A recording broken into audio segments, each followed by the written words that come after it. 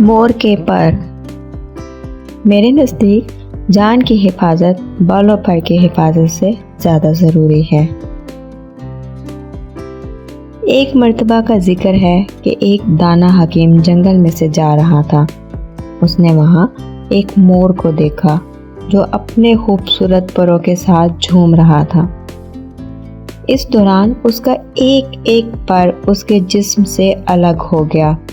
دانا حکیم یہ سب کچھ اپنی آنکھوں سے دیکھ کر بہت حیران ہوا۔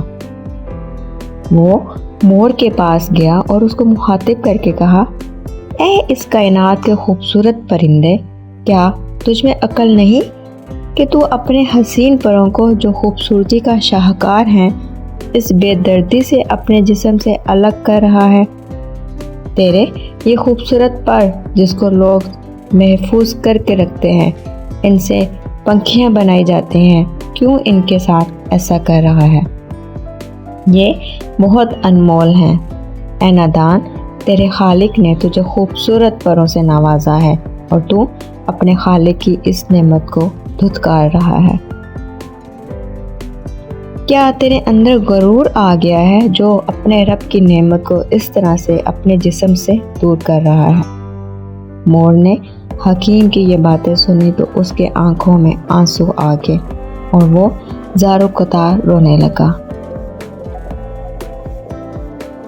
مور کے یوں رونے سے حکیم بھی بہت دکھی ہو گیا اور وہ اپنی باتوں پر نادم ہو کر کہا، میں نے کیوں اس بیچارے مور کا دل دکھی کیا؟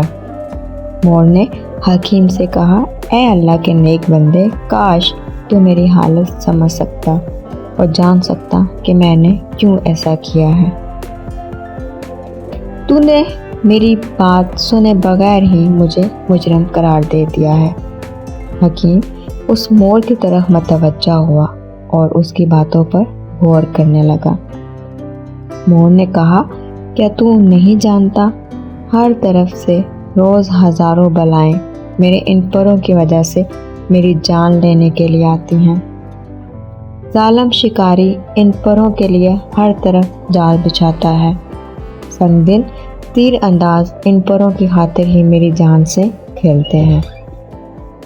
ان تمام آفتوں سے خود کو محفوظ رکھنے کے لیے میں نے اپنے تمام پر اپنے جسم سے الگ کر دیے ہیں، اپنے آپ کو بدصورت بنا دیا تاکہ تمام بلائیں مجھ سے دور رہیں۔ میرے نزدیک جان کی حفاظت بال و پر کی حفاظت سے زیادہ ضروری ہے۔ شہرت سے گوشۂ عافیت چھن جاتا ہے اور شہرت بہت سی بلائیں اپنے ساتھ لاتی ہیں۔